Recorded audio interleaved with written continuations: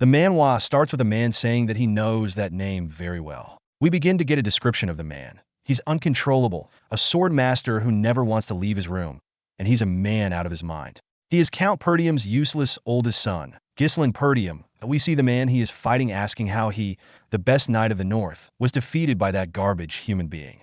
Ghislain asks him if he finds it warm and cozy, saying he put a lot of money into making that trap. Ghislain walks out coldly and glares at him, asking if he likes it. His enemy says there's no way he's the garbage Ghislain Perdium, asking how he knew of his plans beforehand.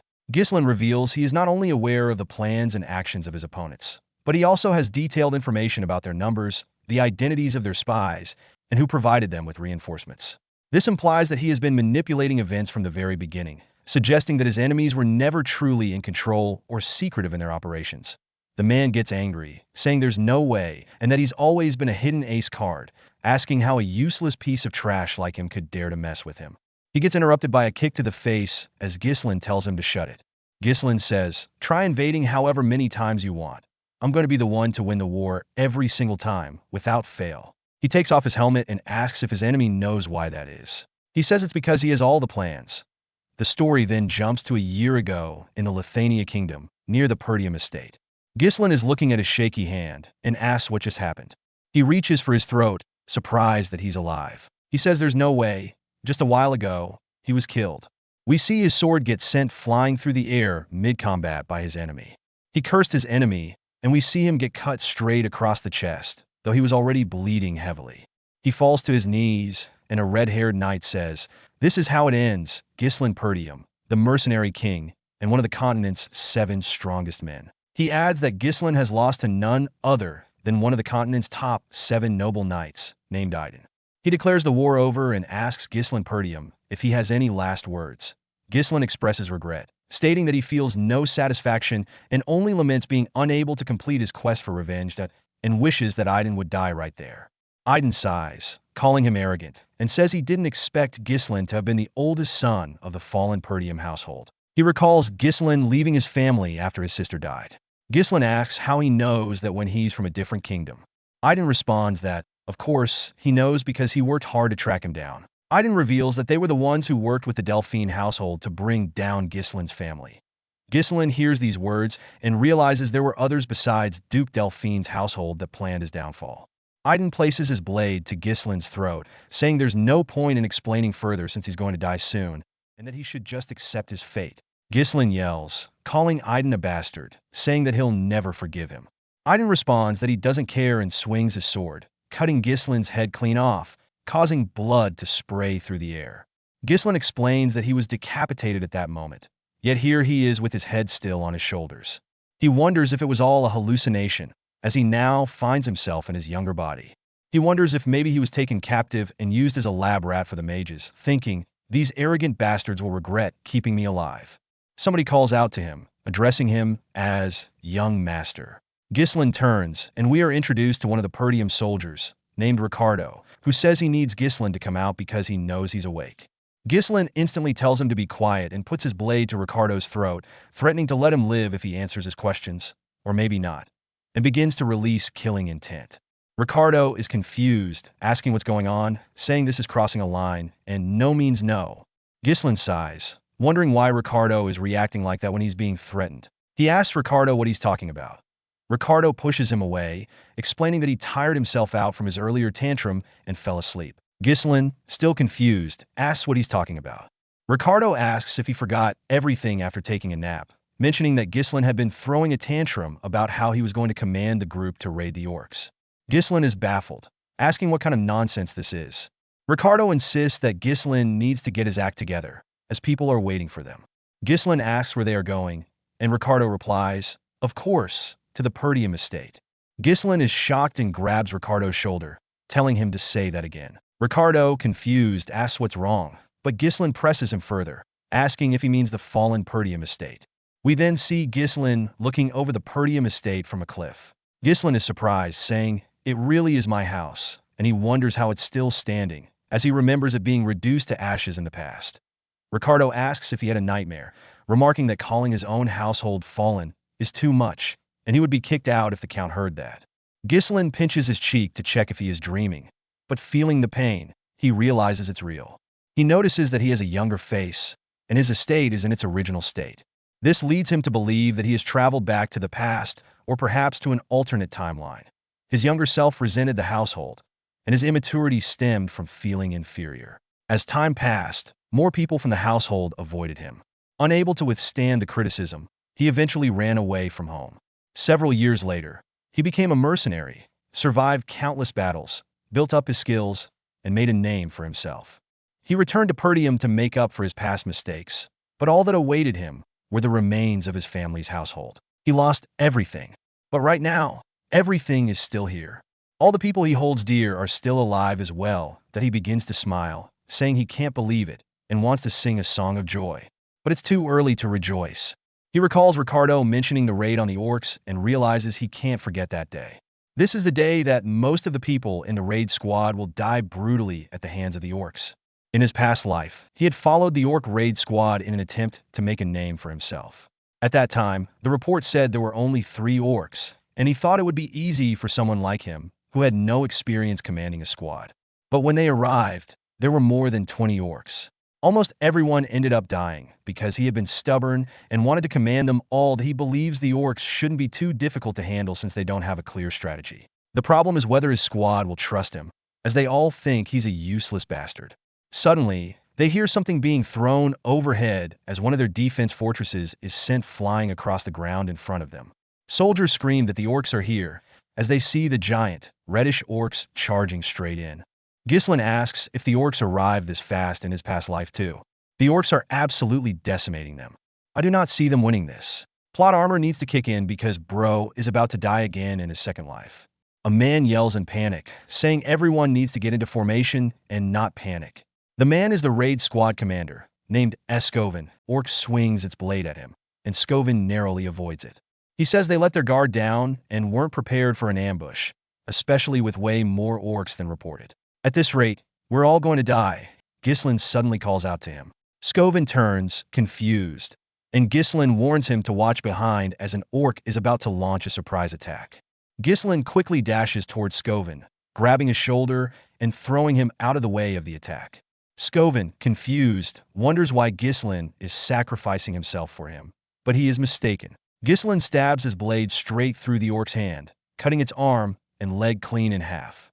Everyone is speechless as the orc screams and collapses, crushing the ground beneath it due to its massive size.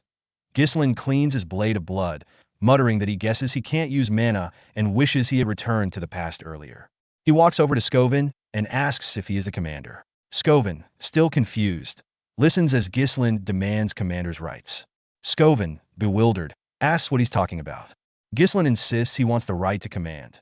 Scoven, irritated, wonders what Ghislain means by the right to command, saying he knows Ghislain is an idiot, but to ask for this when everyone's lives are on the line is too much. He stands up and tells Ghislain he can't give up the authority that the Lord entrusted to him so easily.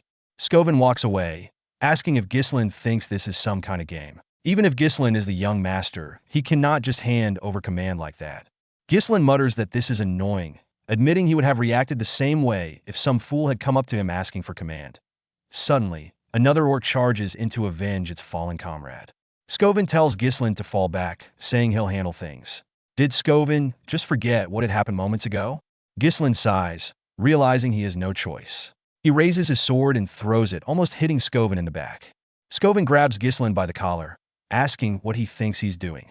Just then, he hears the sound of something getting stabbed behind him. He stops yelling for a moment, turns, and sees an orc with a sword straight through its forehead, towering above him. The orc grunts and falls backward dead. Scoven, stunned, wonders how Ghislain hit its weak spot. Ghislain calmly asks if Scoven knows what's most important in battle. Meanwhile, we see all the men trembling in fear of the orc's battle cries, hiding behind their shields. Ghislain says, "There's no hope in winning a battle when your troops are filled with fear. You have to gain momentum to win." Ghislain pulls his blade out of the orc's head and runs in, dashing through the debris of the tower. He leaps through the air, landing right in the midst of the charging orcs. He stabs one straight through the head, right in front of everyone. Scoven, in disbelief, watches as Ghislain pulls out his blade and taunts the orcs, telling them to come at him. Standing on top of the orc's head, he declares that he'll kill them all. The orcs charge at him, but Ghislain counters, cutting off one of their arms. He quickly dashes around that orc and toward the next two. He dodges the swing of one, then strikes both in the chest, eventually cutting off their heads. Scoven, watching in awe, wonders if he's dreaming. Even as a mana user, Scoven finds it hard to keep up. So how is this skinny young man doing all of this? Ghislain, starting to tire, acknowledges that he's clearly exhausted. However, he's using the smallest of movements to dodge attacks and relying on his expert swordsmanship to strike at the orc's weak points, like a manaless swordmaster, or perhaps something even greater. Ghislain yells, asking if this is all they have, saying he's not even warmed up yet and that they're not living up to their reputation as a warrior species. As he turns, the soldiers realize that all the orcs are charging at Ghislain, and they wonder if he's running away. The men then call out to Scoven, who stands there lost in thought, unable to figure out what Ghislain is thinking. Drawing the orc's attention was a good move, but running away toward that direction, Scoven recognizes it as the edge of a cliff near the Perdium estate. He begins to sweat nervously, thinking, there's no way. He yells at all his men to raise a shield wall and follow the first son in a battle. All the orcs charge behind Ghislain. He muses that Scoven has probably realized what his plan is, if he's any kind of skilled commander. Although Ghislain would prefer to cut all the orcs down himself, his stamina won't allow it. But this should be enough for Scoven to handle, he smirks. As the orcs push Ghislain toward the cliff's edge, they hear the sound of charging behind them. They turn to see Scoven and the other soldiers advancing with shields and spears. Ghislain grins, thinking, this is perfect, and then jumps backward off the cliff, shouting, now is the time. Scoven yells for the troops to push the orcs off the cliff, and the soldiers charge, pressing the orcs, who now have nowhere to go. The two forces collide, and the men scream as they push with all their might. The orcs, unable to resist, begin to fall off the cliff. Meanwhile, Ghislain has lodged his sword into the cliffside, hanging on. The orcs crash to the ground below, dying from the fall. The soldiers, exhausted, gasp in disbelief, saying they actually managed to kill all the orcs. Scoven, however, yells for Ghislain, rushing to the cliff's edge. He spots Ghislain still holding onto the wall, grinning. Scoven, surprised but relieved, smiles and extends his hand, telling Ghislain to grab it. But Ghislain, his strength fading, lets go of his sword and tells Scoven he can't hold on any longer. His hand slips, and he falls down the cliff. Neither Scoven nor anyone else expected this outcome. As Ghislain falls, he dreams of a little girl calling out to him. We learn it is his sister, Elena. He reflects on his memories with her, how she once thanked him, but their relationship had deteriorated as his attitude worsened. Eventually, she came to loathe him. In the dream, the memories appear as fragments, and he grasps one, saying these are his memories of Elena. He then hears her voice, and in the vision, she grabs onto him, pulling his arm with tears in her eyes, saying they should go together. Suddenly, his eyes open wide, and he finds himself staring at the ceiling, realizing he is indoors. He looks at his hands, surprised to find he's still alive. Looks like they actually managed to save me, he thinks, still wondering what that strange dream was. As pain shoots through his body, he concludes it must be the consequence of pushing himself to his limits. But it's at least a reminder that he's alive, that a woman opens the door, calling out to him, clearly relieved that he's awake. She carries a bucket of water and lets out a sigh, asking if he knows how worried she was. We learn her name is Belinda. She scolds him gently, saying she told him he should have let the soldiers handle the orcs. He jumps out of bed, hugging her tightly. She asks what he's doing and if she did something wrong. He says no, he's just glad to see her. We learn that she was his personal tutor since he was little. She was the only one who continued to stay by his side despite his idiotic antics. But after his family fell into ruin and she went missing, he never saw her again. He never expected to see her like this. She wonders what he's so happy about since they see each other every day. He realizes he needs to tell her the truth, so he tells her that a catastrophe will soon strike Perdium. She wonders what he is saying, and he responds that the truth is he died and came back to life. In a sarcastic tone, she says, sure, and I'm sure the orcs almost killed you. He tries to explain it to her, but she insists that he, rather than Perdium, is in greater danger. She continues to scold him, and he realizes this isn't going to work. She asks what he was going to do if he were too hurt to go to the festival. He then starts to recall it, and she asks if he's already forgotten, saying that Lady Elena has been waiting for the day to go to the festival with him. It would be a great chance for the two of them to become close to each other again. He now remembers the festival that always happens around this time of year, and he holds up a picture of him and his sister. He reflects that, in his past life, he didn't have time to enjoy these events because of his traumatic experience, and he asks how long it is until the festival. Belinda thinks about it, saying he has about a week left, and he can't believe it's so close. His sister asks if he's inside, and she begins to enter. He says the day is soon coming that changed his life, as it's a memory that continues to haunt him. When he looks over, we learn it is an event that will lead to his sister's death. Ghislain quickly hugs Elena, and even Belinda is surprised. Elena starts to get flustered, asking him what kind of prank this is, and he tells her that he's missed her. She shoves him away, saying that he's creeping her out, and he can't believe how strong she is. Belinda mentions that she asked Elena to come, wondering what kind of game Ghislain is playing, asking if he thinks this makes everything okay. He says he has no idea what she's talking about, and she reminds him that he told her to piss off because she was annoying and that he thought she was disgusting. He can't believe he said all that. He explains that he wasn't close with her in his past life and admits he was a complete piece of shit. He apologizes, and both Belinda and Elena are shocked. They ask if the orcs hurt his head, and he insists no, he dealt with them himself, wondering why they keep implying that he was the one who got hit. Suddenly, his pain returns, and he collapses to the floor. In a sarcastic tone, Elena says, "Yeah, right, you totally dealt with them," and both she and Belinda start laughing. He can't believe they're having such a wholesome moment. He smiles, thinking that everyone is the same as he remembers them. He wonders why his past self wasted so much time on useless things. The festival next week looms in his mind. In his past life, he rejected Elena's offer to go, using the excuse that the events of the raid squad upset him. That was the last time he ever saw her. Her body was later found shredded into pieces along with her guards, and he regretted that moment every day for the rest of his life. Someone knocks, asking if they can come in. It's Elena's guards, Jamal and Philip. She asks why they came in when she told them to wait outside. Jamal apologizes, saying the servants asked her to oversee their work on the festival supplies.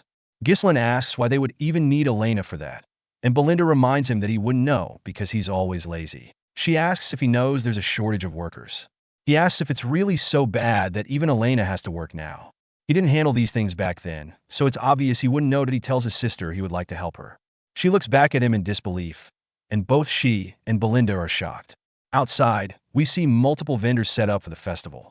Ghislain is yelling, saying that he offered to help, but Elena tells him to go away, explaining that people will be too scared to work with him around. She shoves him aside, and he asks if this is really how she should treat someone wanting to help. That he explains that her body was found near the slums, far from the festival grounds, and that someone must have called or forcibly moved her there. To prevent that, he needs to know the ins and outs of the castle. A man quickly runs over, calling out to Ghislain. Ghislain is surprised, and we learn that it is a knight named Fergus. He says that this lowly servant of his made his way over as soon as he heard about the news of the orcs. He begins to cry, and Ghislain says they can stop talking about it now. Elena laughs, saying it's great timing, and that Ghislain has been acting weird after waking up. She asks Fergus to take Ghislain back to his room. Fergus says, as she wishes. Ghislain remarks that it can't be helped, and he'll get to know what's going on around the castle better in the following week, that he mentions an abandoned training field in the castle, and tells Fergus to take him there. Fergus asks for what reason, and Ghislain replies, to train. What other reason would I need? Fergus is surprised but quickly guides him over. When Ghislain arrives, he can't believe how well-maintained it is for being abandoned. He notes that it's a perfectly suitable location for him to train at, and he never saw anything like this as a mercenary. Fergus explains that they kept it maintained in case Ghislain ever wished to use it, and he's certain what Ghislain is going through is just a phase of not wanting to train. Ghislain wonders if Fergus took this much care in his past life too, and he begins to truly regret how he acted. He tells Fergus that he needs to live a long life, as dying is hell. A pain. Fergus says it sounds like Ghislain has already experienced death, and Ghislain replies, as expected, you're sharp. I actually did die and resurrect. Fergus thinks he might have suffered brain damage.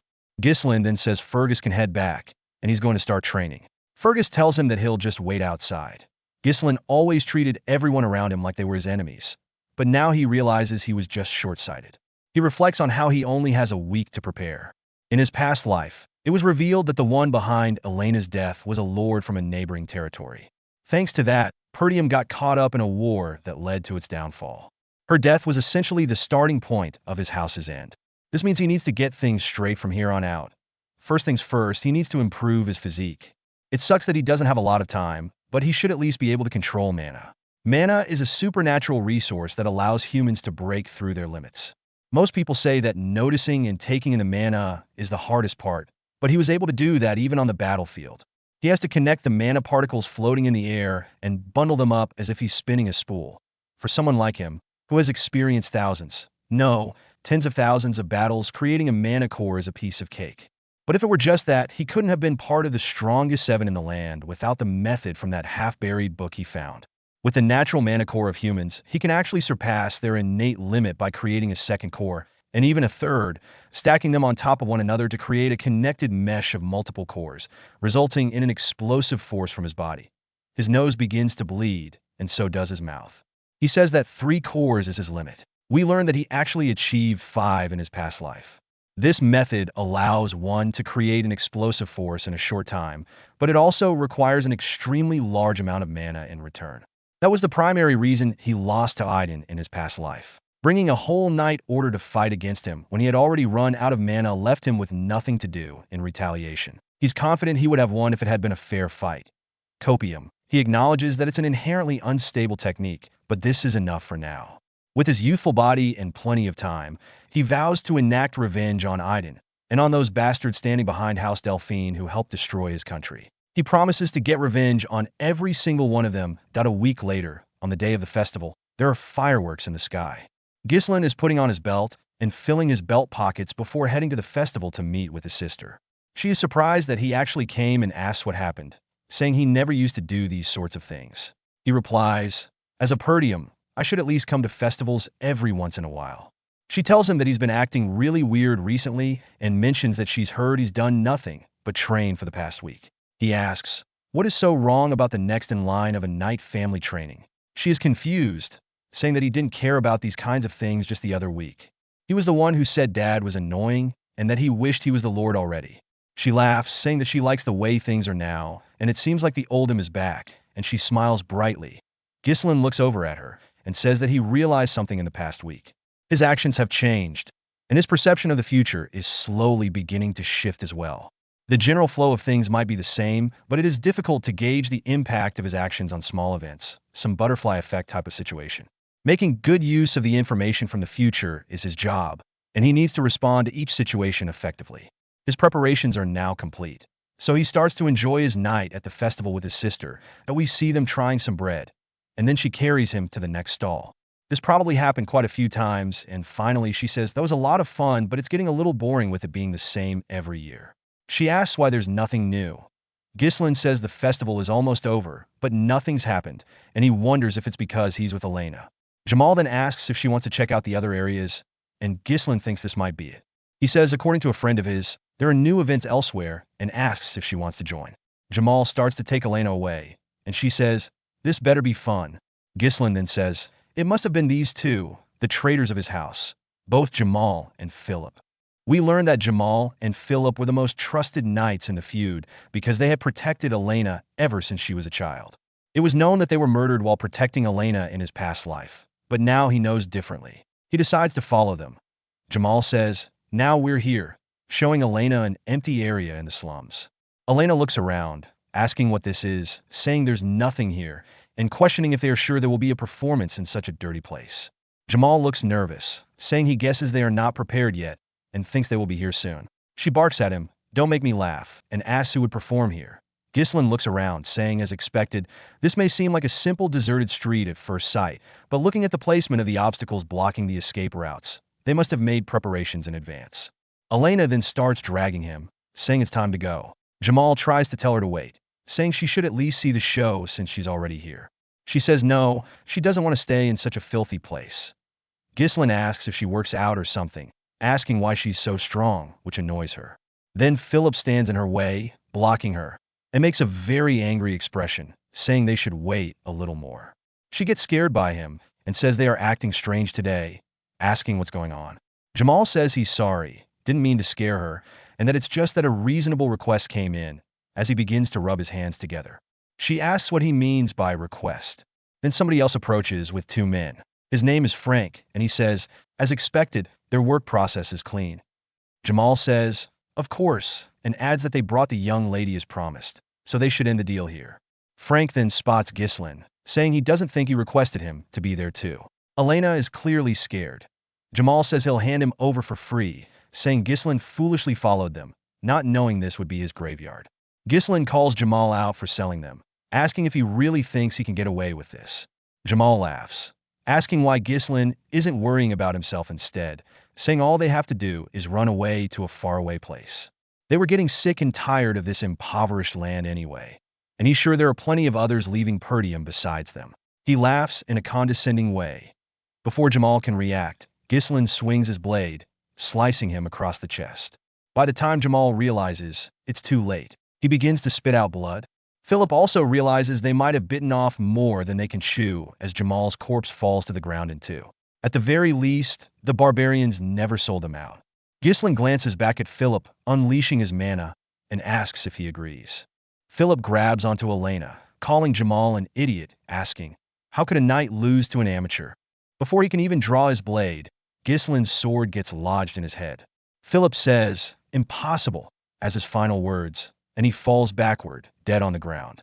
The henchmen ask if that's really the eldest son of Perdium, saying they're sure he never had any combat training. Frank, judging by his appearance, says he's sure it is, although they were taken off guard. He adds that Ghislain instantly killed 2 knights with attacks that use mana each time. Elena hugs him while crying, asking what is happening. Ghislain realizes what he must do, and he hits her and knocking her out. He tells her to take a little rest, putting her to sleep on the ground. Frank thanks him for doing the work for them, saying he's much different than what they heard and that they were planning on taking care of those two themselves. He asks if Ghislain has been hiding his true skills. Ghislain asks why it matters to him. Ghislain realizes there are going to be 3 of them, but the 2 beside Frank are nothing.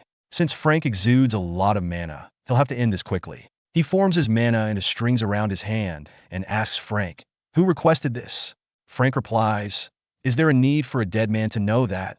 Ghislain says he knew Frank wouldn't say it easily, no matter what. The henchmen ask if they should cut Ghislain's head off, but Frank says no, they need to capture him alive and break every limb in his body so that he can't help but go mad. He adds that Ghislain has to writhe in pain for his shape to come out beautifully. What a freak. Frank's men launch toward Ghislain, but Ghislain pulls out one of the things he prepared from his belt, which is a candle, and he launches it into the air at them. It's a firecracker. One of the henchmen is taken off guard, but that's all Ghislain needed, as he instantly pierces through the firecracker, stabbing the man between his eyes, killing him instantly. The other man says, that was such a shallow trick, and comes in for a counterswing. Ghislain blocks it behind his back, then turns to look at the man, wraps his arm around his blade, stopping his movement, then rotates his hips, pulling it backward and instantly following up with a swing, cutting the man's head off. He then senses the next attack coming from above and blocks it behind his back again, which surprises Frank, as he didn't expect Ghislain to block in such a strange position. It was a perfect sneak attack, too. Ghislain then pivots off his foot, rotating his body and slicing diagonally upwards toward Frank. Frank narrowly avoids death, but loses his pipe and gets grazed on the throat, and his pipe falls to the floor. Frank follows up with an instant attack from above, and Ghislain uses both swords to block it this time. Frank says he's surprised, and if he had been lacking in mana, he would have been beheaded just now. Ghislain wonders how Frank survived a strike to his neck, saying maybe he focused his mana around his neck to reduce the damage. Frank says he has no clue how Ghislain learned such strange swordsmanship at his age, but that he's going to die here. As Frank begins to release his mana, he imbues it into his blade and charges for another attack, saying Ghislain can't beat him with such feeble mana. The force begins to push Ghislain back. Frank laughs, saying, you will die here.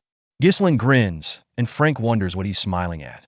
Ghislain rotates his body, deflecting Frank's sword, and stabs his own blades into the ground. Using the swords for stability, he launches a nasty kick straight to Frank's face. This knocks Frank back a bit, and Frank says, I already told you it won't work with that amount of mana.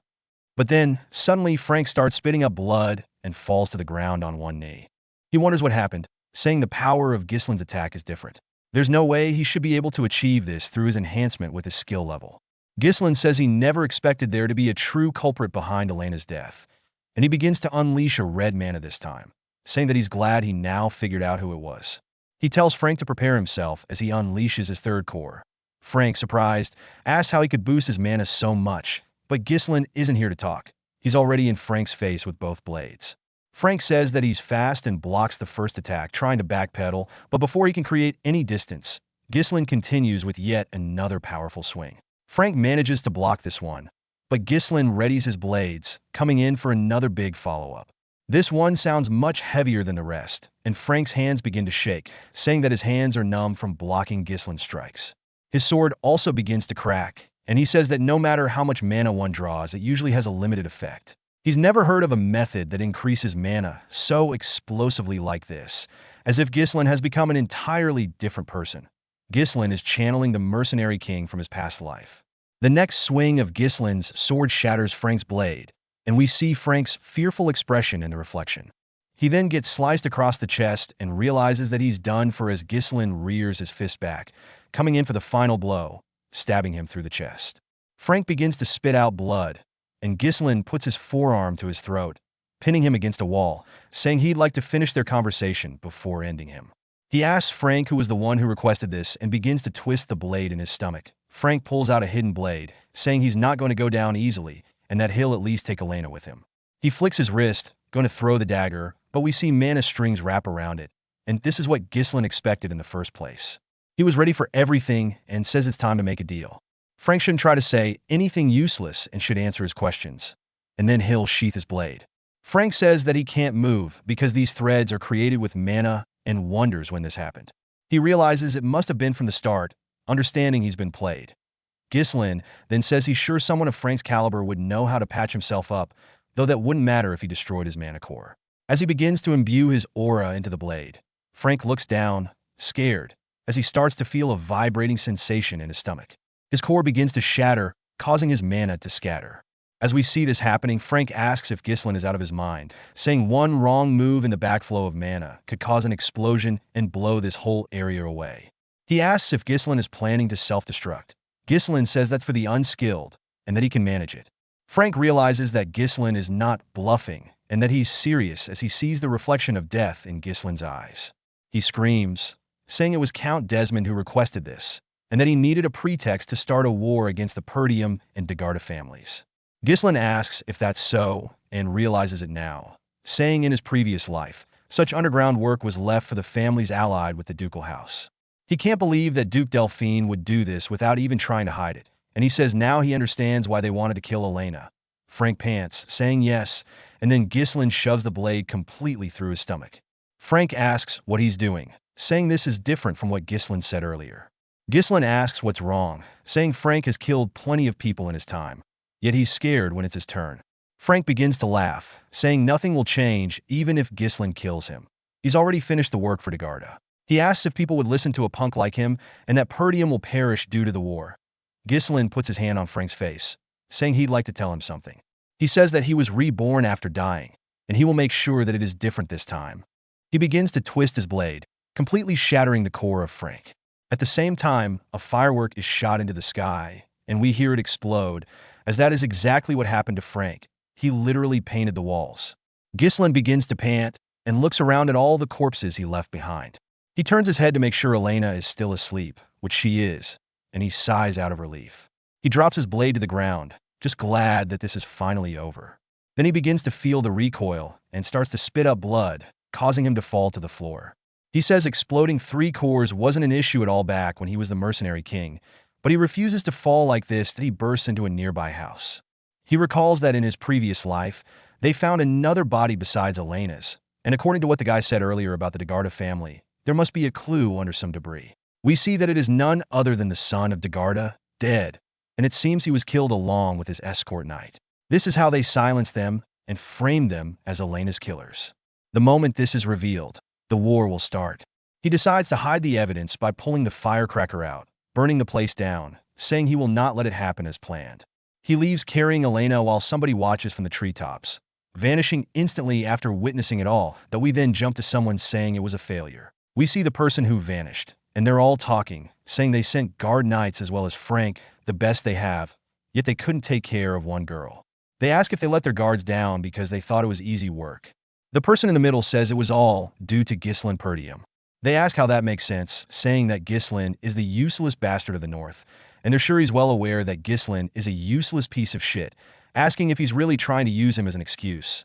The person sweats nervously, saying that Ghislain was completely different from the information and rumors they have about him. He describes the brutal murders that Ghislain committed, as well as how skilled he was at defeating all of the enemies without wasting any of his movements, and how he was always a step ahead of them, as if he was a completely different person. But they've already taken care of things with Dagarda, so it won't be an issue to start with. They start flaming him, saying that he couldn't even find out information on one kid, asking how much of a setback this was. They all yell, saying that this guy needs to die right here, and now one person speaks up, calling them all noisy, and the room instantly grows quiet as they all look up at a throne. The man in the middle says that he will personally get rid of Ghislain Perdium. When asked how, he says that he will make a duel happen naturally, and there is someone he has in mind. When they all ask who, he says it's somebody named Cain Logus. He's famous for his strength-based swordsmanship despite his young age. He's the epitome of strength. He confidently tells them that there is no one in the north who has a match for his strength. Plus, Cain is Ghislain's cousin, so it won't be too forced to have them meet. The man on the throne says that if he fails again, there will be no next time, and his bloodline will end with him. The man says he will not disappoint him. Back at the training hall, Fergus enters, telling Ghislain that it's approaching mealtime. As a string of aura flies past him, grabbing Ghislain's sword handle off the wall, he looks at it, and it begins to fly straight back toward Ghislain. He catches it in his hands, blows his breath, and starts swinging it around, saying that should do. Then he spots Fergus, who says that he can't help but feel so focused on his training, asking what he did just now. He sees Ghislain's sword dangling off the thread, and he's using mana like a string. In his past life, Ghislain used it all the time, but at his current skill level, he needs to employ his core to use it like he used to. Due to his lacking mana, however, if he just makes one thread to use less mana, he can still have it despite having less. Fergus says he thought he had trained his mana for a long time, but he's never seen anything like this. Just a while ago, Ghislain didn't use mana, let alone train, so how was he able to come up with an idea like this? Ghislain cuts his thoughts short, asking if Fergus wanted something. Fergus says he just wanted to stop by to tell him something, and Ghislain asks what it is. Fergus bows, saying he wanted to thank him for protecting the young lady. Ghislain asks why he's thanking him, saying it was something he should have done naturally, and they should go eat that a few days later. The festival was paused, but it only made sense as a guard knight tried to traffic the young lady. We see her sitting in her room, pouting and asking why everybody thinks she's lying when she tells them Ghislain was the one who saved her, and that Ghislain should go say something to them. Ghislain says it's fine, as they won't believe him anyway. Belinda is just pissed that Jamal and Philip tried to get rid of her, calling them perverts. Ghislain says they're just happy that Elena lived, saying he's able to stop the war from happening, but he's sure they won't give up, and he can't stop them on his own forever, so he needs to grow a military force. Another maid enters the room, bringing food, and Ghislain gets ready for his meal, saying he has to get more into politics to do that we see a single piece of bread on the plate, and Ghislain looks down, confused, asking Belinda why they are only getting desserts. She says surely he didn't forget how the situation was. We then hear somebody screaming, "Compensate!" out the window, and it is a big chungus of a villager, saying they need to be compensated for the damages caused by the cancellation of the festival, and they're barging at the gates. It's a bunch of villagers. The guards try to get them to calm down, and Ghislain looks out the window, asking what's going on. Belinda says she knew this would happen, and surely he knows that their county is full of merchants who make a living from the profits that come from the festival. It was good enough for them last year, but since the festival was canceled after only one day, it makes sense they are upset. Ghislain didn't think that their county situation was this bad, and he says this isn't good. They will only get more aggressive if he doesn't do anything. He asks Fergus what the soldiers are doing, telling them to go calm the crowd down. Fergus says they don't have any. Ghislain asks what he means, and Fergus says that most of them have been dispatched to the Forest of Monsters, where the orcs came from, for reconstruction. Because of the raid, Perdium is basically eternally at war because of the barbarians in the north, and on the other side, there is the Forest of Monsters from where the orcs came from originally. Ghislain clicks his tongue, saying they have no money or soldiers, and this is a mess. He tells Belinda he would like to have a private conversation. He says she's the one who manages his money and that they should use that to calm down the merchants. She laughs, saying there isn't any, and he asks why not. She reminds him that the count cut off his allowance because he spent money like water. He can't believe he's broke and tells her to lend him money. She tells him she doesn't have any either. Ghislain sits by the window saying, "Damn it, I have no money or soldiers," and that he pretty much has nothing. Without even the least amount of money, there's nothing he can do, even if he has knowledge about the future. He needs to get his money up. He wonders if there is no way. There's surely something on the estate that's worth a lot that we see Ricardo after a while, calling out to Ghislain. He asks why he's here in such a hurry, and Ricardo says that there is a problem. Young Master Cain wishes to meet him. Ghislain is surprised, and we see Scoven, all beaten up, only to catch another punch straight to the face, with a follow-up to his armor, causing a huge dent in it. Scoven begins to spit out blood, landing directly in front of Ghislain. He begins to cry while calling out to Ghislain. Ghislain looks pissed, and Cain says, "There he is." Ghislain looks up at this absolute behemoth, and Cain looks down on him. Bro has some serious shit-ass face. Ghislain sees Cain approaching, recalling vividly that the man before him is Cain Loges, the heir of Loges County and an ally of his family. This relationship, however, is complicated. Cain was once Ghislain's only friend, but also his rival and a constant reminder of their differences. Cain was a figure of power and authority, someone who always seemed to look down on Ghislain. As the memories surface, Ghislain recognizes the sinister, mocking smile on Cain's face, one that has haunted their past interactions. Cain slowly advances, and tension hangs thick in the air. Turning to Ricardo, who is visibly nervous and sweating, Ghislain asks how the situation escalated to this point. Ricardo hesitates, but explains that their unit had responded to a disturbance at a tavern. Upon arrival, they encountered Cain with his escort knight. Cain had immediately asked if the rumors about Ghislain were true, rumors that exaggerated his heroics. Commander Scoven, trying to clarify, shared the details of those rumors. However, Cain had reacted violently, grabbing Scoven by the face and accusing him of lying to the heir of Loges. That act set the current events into motion. Cain, overhearing the explanation, interjects with a twisted grin, pointing out the supposed inaccuracies in Ricardo's story. He mocks the rumor, emphasizing that it painted Ghislain, who is seen as someone who never trains, as a warrior capable of defeating orcs barehanded and subduing traitorous knights alone. Cain claims his assault on Scoven was a necessary correction, a way to bring the supposed lies into perspective, blaming Ricardo and the others for exaggerating and causing the incident. Cain's voice drips with condescension, his smile never faltering. Ghislain watches Cain closely, thinking about how well he knows this side of him. Cain always acted superior, treating Ghislain like a subordinate and using any opportunity to remind him of their power dynamic. Whenever Cain visited Perdium, he brought chaos and trouble, but because of his status, no one dared to criticize him. Cain's bold and confident demeanor, traits admired as befitting an heir, only highlighted Ghislain's perceived inadequacies, deepening Ghislain's feelings of inferiority. Where Cain was celebrated, Ghislain was judged harshly, his every action scrutinized. Despite the provocation, Ghislain sighs and gives a small, unexpected smile. This reaction surprises Cain, who takes note of the change in Ghislain's usual behavior. He thinks to himself, "What's going on with this guy? Normally, he would have charged at me by now with this kind of provocation." In the past, within a visitor room at Loges County, Cain Loges met with a mysterious figure named Zero from a secret organization. Zero's mission was to persuade Cain to kill Ghislain. When Cain questioned if the desire to eliminate Ghislain was genuine, Zero confirmed it, promising that success in this task would earn the support of a powerful backer for the Loges family. Although Cain claimed that dealing with Ghislain would be easy, he raised a concern. Ghislain was still an heir, making an assassination complicated. Zero presented a solution. They would stage a duel between Cain and Ghislain, disguising the murder as an accidental result of a trivial conflict between noble heirs. Zero even offered to assist, disguised as an escort knight to orchestrate the event. Reluctantly, but intrigued, Cain agreed to the plan, remarking on the irony of having to kill his own cousin. As they prepared to depart, a thought lingered in Cain's mind.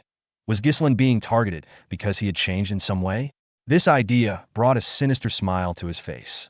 In the present, Cain interrupted Ghislain's thoughts by calling out and questioning why Ghislain was just standing there.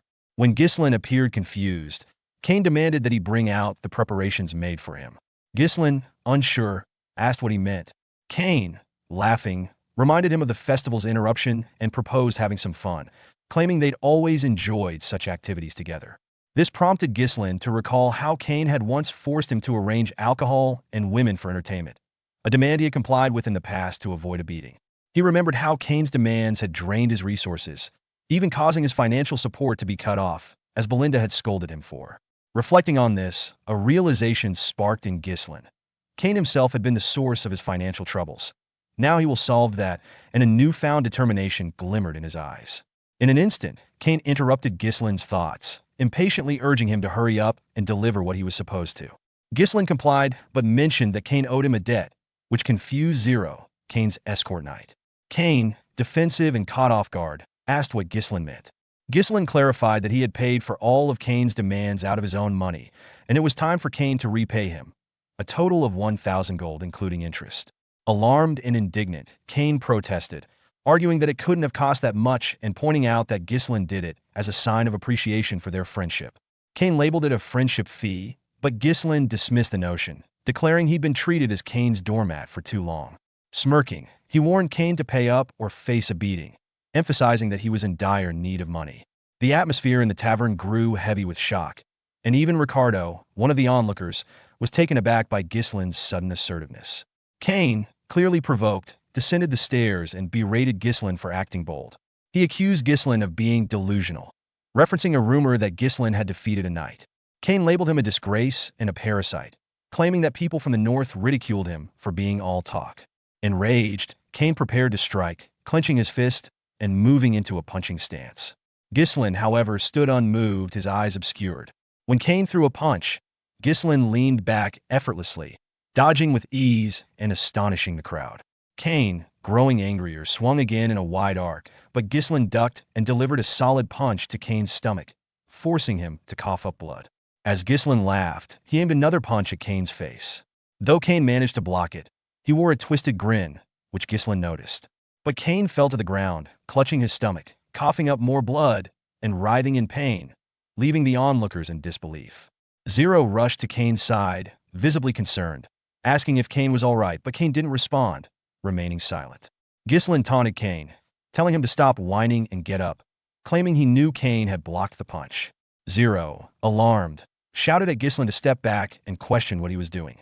The tavern was filled with confusion as people speculated about the altercation, questioning if Ghislain had actually beaten Kane and if anyone had seen it clearly. Ghislain, sensing the growing tension and realizing Kane's plan, smiled knowingly.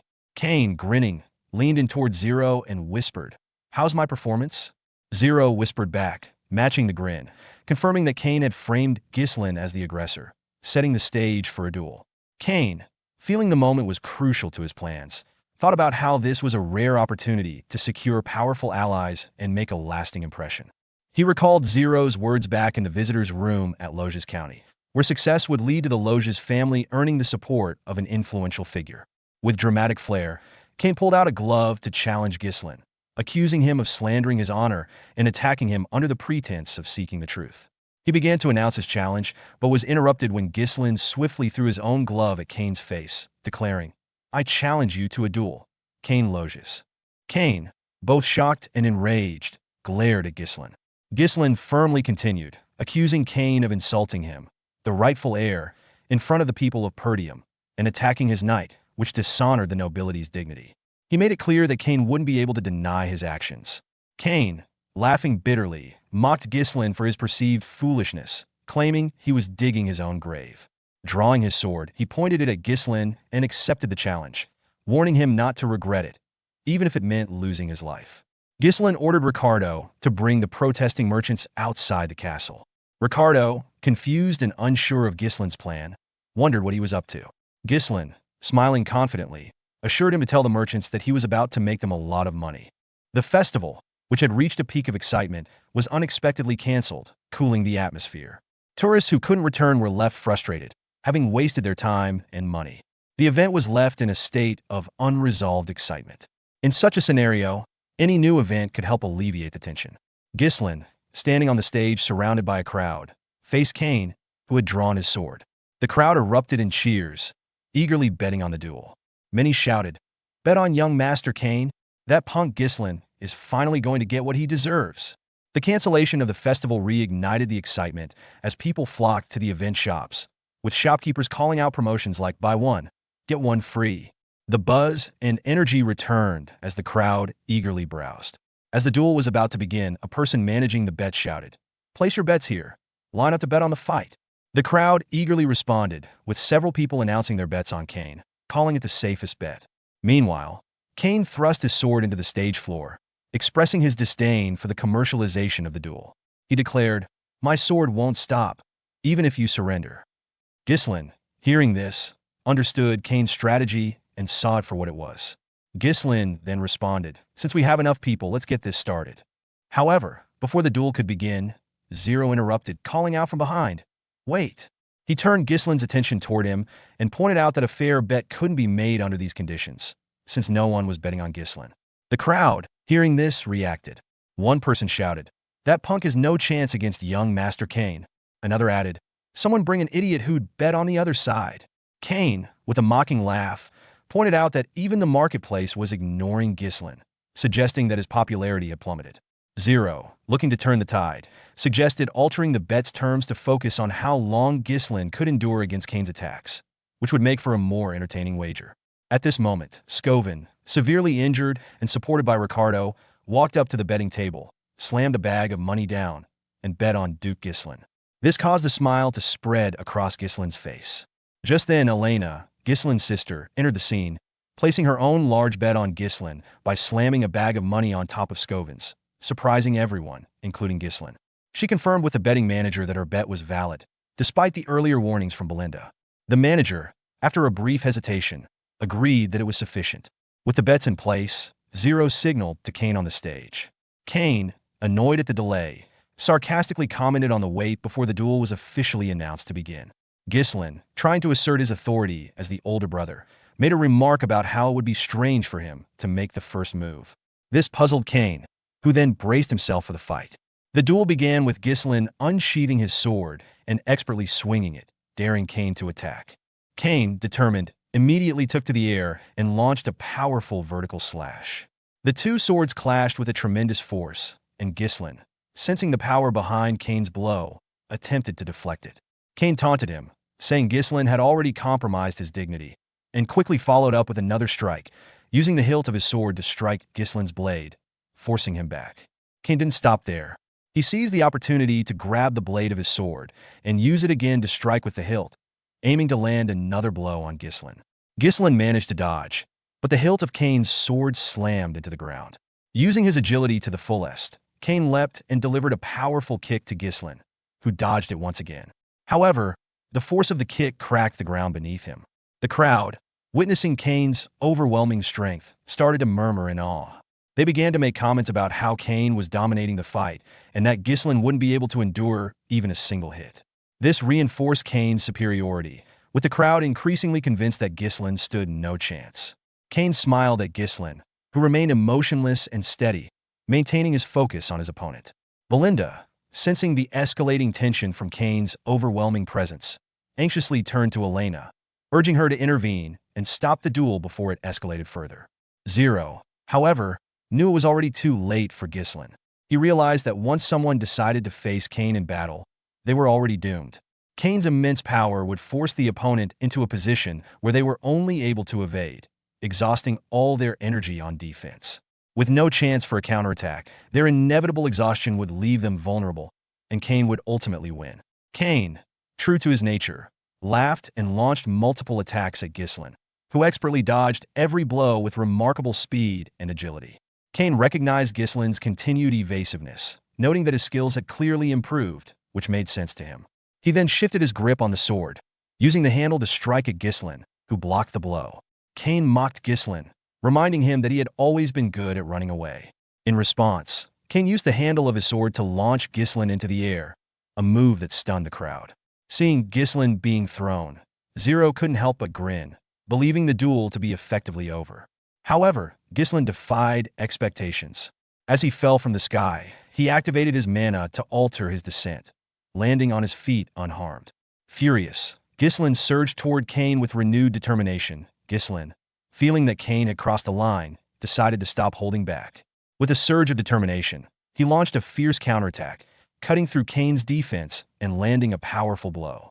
This unexpected turn made Zero nervous, realizing that Ghislain had regained his balance by condensing mana into his legs to recover and launch a powerful counteroffensive.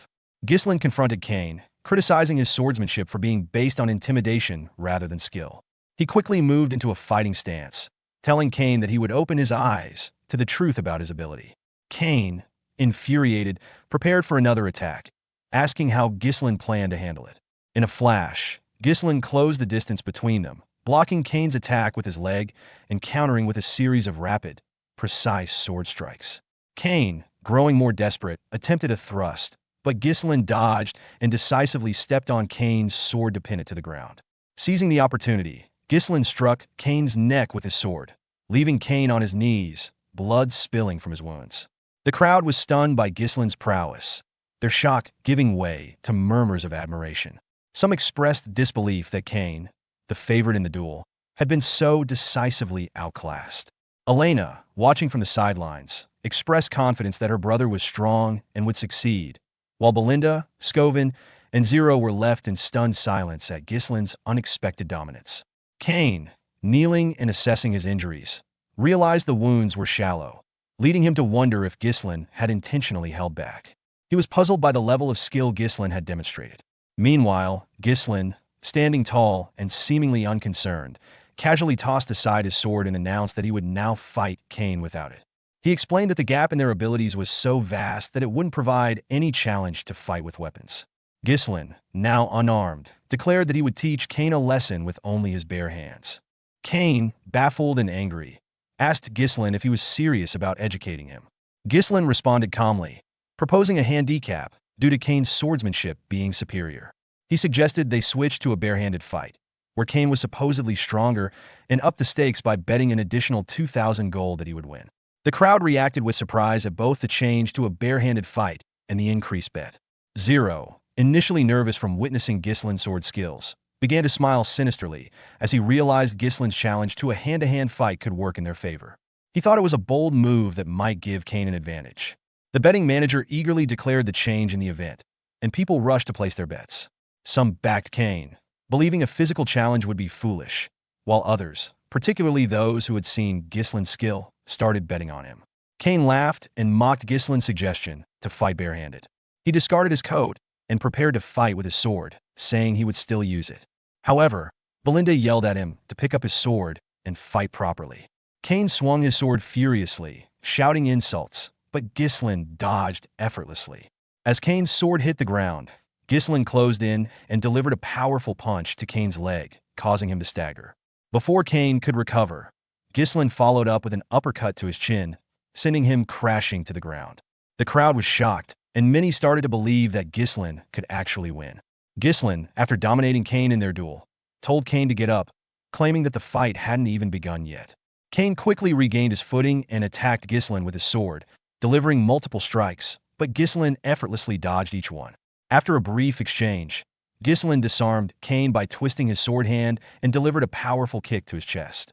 As Cain struggled, he reflected on how Ghislain used to be meek and subservient to him, but now Ghislain was outmatching him. Cain's internal thoughts focused on his desire to defeat Ghislain to secure the Logis family's future. Despite Cain's struggles, Ghislain continued to overpower him. Eventually, Cain collapsed to his knees, his body battered and trembling, unable to fight back.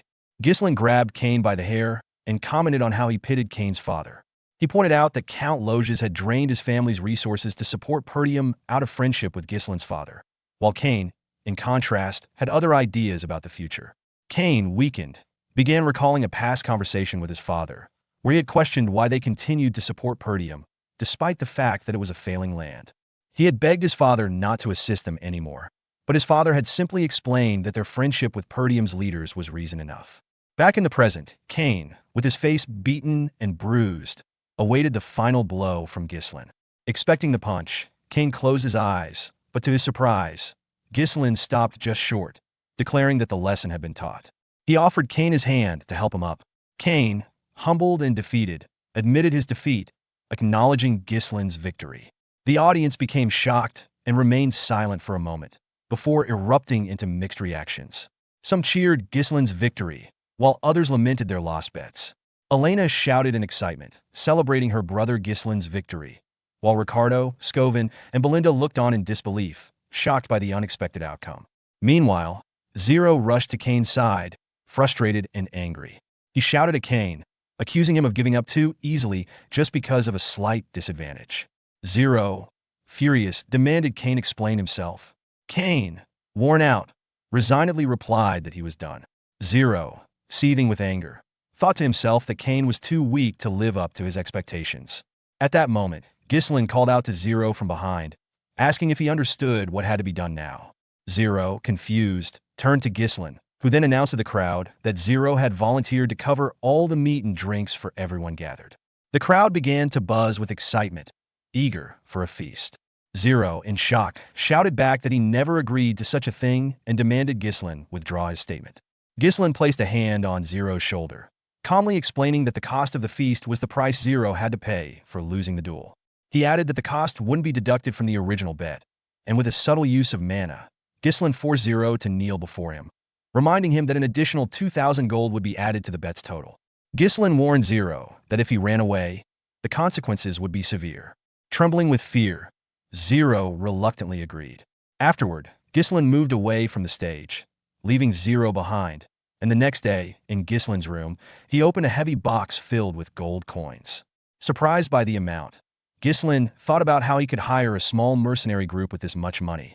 He realized that although it was a significant amount, it wasn't enough to accomplish his business plans quickly.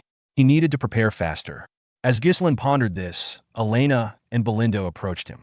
Elena asked where Ghislain planned to spend all that money. Ghislain, slightly teasing, asked if she wanted some, but Elena dismissed the idea, claiming she was just curious. Belinda, with a knowing smile, chimed in, saying it was obvious that Ghislain wanted to use the money to buy an extravagant gift for Lady Amelia, whose birthday was coming up. She remarked how transparent Ghislain was.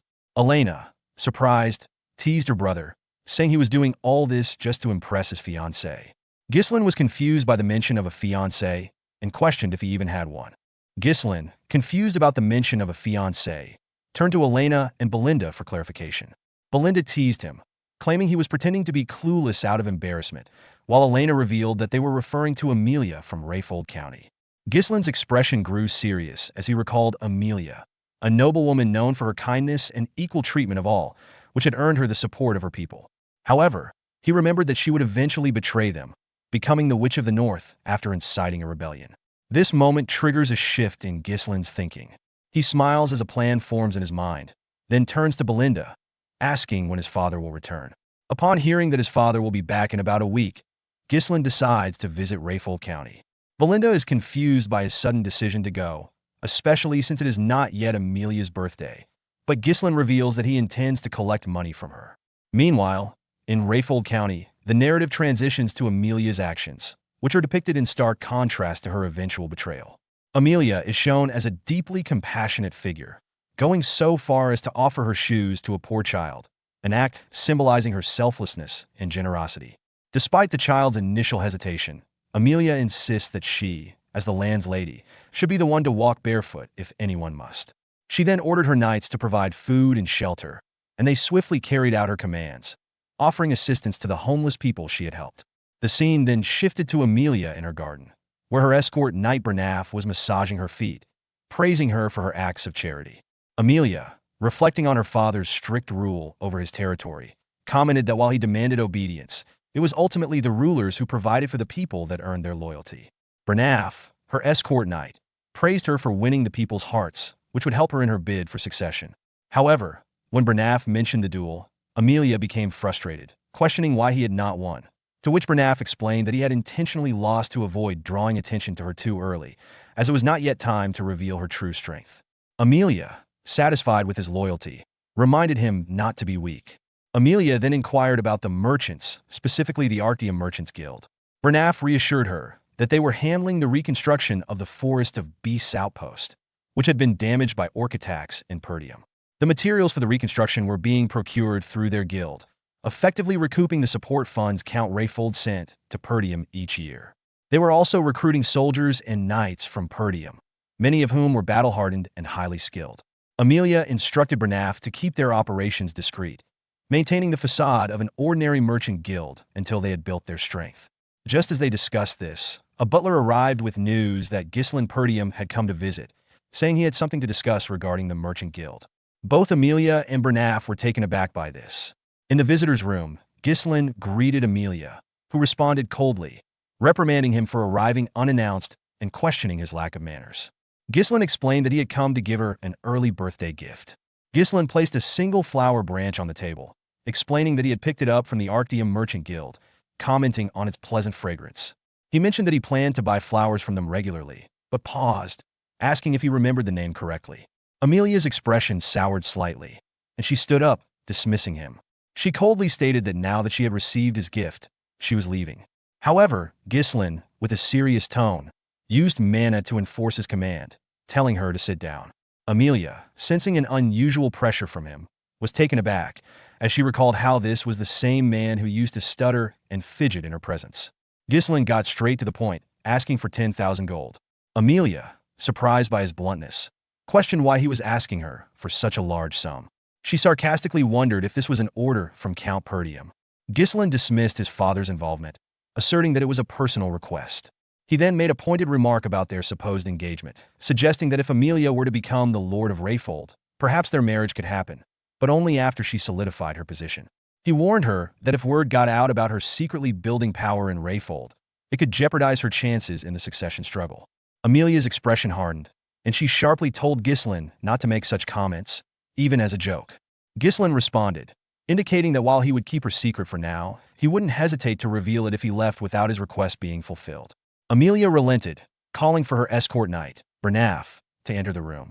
When Bernaf approached, Ghislain recognized him as a highly skilled individual, one who could rival the finest swordsman of the north. Ghislain then asked if Bernaf was prepared to handle a war should Ghislain die in this room. Amelia coldly replied that the narrative would be simple. A rogue intruder had caused trouble and was slain by her loyal knight. She ordered Bernaf to kill Ghislain. Without hesitation, Bernaf unsheathed his sword, and Ghislain, sensing the gravity of the situation, grabbed his own sword, preparing for a serious confrontation. Bernaf radiating dark blue mana, and Ghislain locked his gaze on him as he advanced toward him. Suddenly, a metallic sound rang out from behind. An assassin, hidden inside a suit of full-plate armor, burst forth and lunged at Ghislain with a drawn sword. The assassin's blade struck the sofa where Ghislain had been seated, but Ghislain swiftly rolled out of the way, evading the attack. He then dashed behind the assassin and delivered a powerful kick to the assassin's stomach, sending him crashing through the window. Amelia and Bernaf were shocked by the unexpected turn of events. Unfazed by the situation, Ghislain calmly addressed them, accusing them of pretending to be polite while secretly launching a surprise attack. He pointed out the hypocrisy of their behavior, criticizing their lack of genuine hospitality. He then charged at Bernaf, who took up a defensive stance, sword raised. They clashed, with Ghislain swinging his sword and Bernaf blocking with his own. During their exchange, Ghislain questioned, "Does Rayfold have no regard for chivalry?" Bernaf responded by defending his actions, apologizing but pointing out that Ghislain had been the one at fault. He reminded Ghislain that it was he who had arrived unannounced, causing distress to the lady, and thus had been the first to act rudely. There's no need for politeness toward someone like him. In a fluid motion, Bernaf wrapped his left arm around Ghislain's sword, attempting to disarm him. He then launched an attack, but Ghislain dodged the thrust, swiftly spinning around Bernaf's arm to free his sword. He then delivered a powerful kick that pushed Bernaf back, creating distance between them. As Bernaf observed Ghislain, he realized that despite hearing rumors of Ghislain being all talk, the young lord clearly possessed more skill than he had expected. Ghislain stood confidently, emanating a powerful aura, ready for the next move. Amelia's call to Bernaf disrupts his thoughts as she mocks his hesitation, commanding him to swiftly deal with Ghislain, whom she clearly views as beneath them. Her sinister grin and hard expression underline the urgency and disdain with which she addresses him. She demands that Bernaf bring her Ghislain's head, framing it as a test of his loyalty and skill as her sword. At this, Bernaf's demeanor darkens, stating his resolve to not disappoint her. He raises his sword, surrounded by ominous dark mana, which intensifies the atmosphere and signals his readiness for combat. His glowing red eyes and he command to him to come forth. In contrast, Ghislain responds defiantly, questioning Bernaf's authority, particularly as an escort knight, and dismissing any notion of Bernaf being in charge of him. Bernaf, undeterred, acknowledges his prior favor to Ghislain, but makes it clear he will comply with Amelia's orders. His sword becomes enveloped in dark blue mana, a visual cue to his increasing power and intent to overwhelm Ghislain. The suddenness of his attack catches Ghislain off guard, though he narrowly avoids a fatal blow, the blade grazing his cheek. This move shows Bernaf's superior speed and precision, but also hints at Ghislain's survival instincts as he thinks that this guy, he's fast. The fight escalates quickly, with each combatant exchanging strikes in a fierce, escalating duel. Initially, It seems as though they are evenly matched, as both display significant skill and resilience. This back and forth leaves Amelia astonished, revealing her confusion and surprise at Ghislain's unexpected ability to hold his own. Her perception of him as a lousy punk is clearly challenged by his surprising performance, making her question how someone she considered inferior could withstand the might of Bernaf. At that moment, Bernaf unleashed a rapid, precise thrust. Ghislain blocked it, but immediately followed with a counterattack. Bernaf, with his quick reflexes, saw it coming and wrapped his arm around Ghislain's sword again. With a fluid motion, Bernaf launched another strike, but Ghislain dodged. To free his sword, Ghislain spun around Bernaf's arm, but this time, Bernaf was prepared. Wall stated it won't work twice, and with a powerful move, slammed Ghislain to the ground. Ghislain cried out in pain as the impact caused him to lose his sword in Bernaf's arm. But Bernaf wasn't finished. He immediately followed up with a sword strike aimed at Ghislain, who blocked it with his leg, using the force to redirect Bernaf's sword into the floor. Seizing the opportunity, Ghislain quickly created some distance between them, moving backward to catch his breath and reassess the situation. Ghislain realizes that Bernaf is using mana to enhance his endurance, allowing him to sustain his attacks. As Bernaf steps forward, his grip on his sword tightens. He acknowledges Ghislain's unexpected skill, revealing his surprise by commenting that Ghislain is not what he anticipated. He uses the saying, "You never truly know until you've fought them," to suggest that his initial judgment of Ghislain might have been wrong. Bernaf then tossing his sword aside and critiques his swordsmanship. He notes that Ghislain's fighting style appears unrefined, shaped by real combat rather than formal training, and speculates that Ghislain might have adopted the tactics of barbarian fighters. Bernaf dismisses this approach, asserting that while it might be effective in chaotic battles, it will not work against him. As the fight progresses, Ghislain assesses the challenge before him. He realizes that Bernaf's precise thrusts are deliberately targeting his head, constantly disrupting his sense of timing and distance. Bernaf's size and strength at close range also make it difficult for Ghislain to rely on technique alone. Ghislain regrets his decision to engage in battle with Bernaf at this moment, but understands the urgency of the situation. Ghislain, despite the tough situation, expresses his determination to continue the fight by stating, "But you see, I don't have much time either." In a swift move, Ghislain retracts the mana thread that's attached to his sword and surprises Bernaf by striking him with the hilt of his sword to the back of the head. The blow causes Bernaf to stagger, providing Ghislain with an opening. Without wasting time, Ghislain lands a powerful knee strike to Bernaf's face, drawing blood and leaving him with a bloody nose. Bernaf, shocked and confused by the unexpected turn of events, wonders, what did Ghislain just do to him? Amelia, watching from the sidelines, calls out in panic to Bernaf, concerned for his safety. Just as Ghislain leaps into the air, preparing for his next attack, Ghislain swings a vertical slash. Bernaf narrowly blocks it, pushing Ghislain back with a defensive move.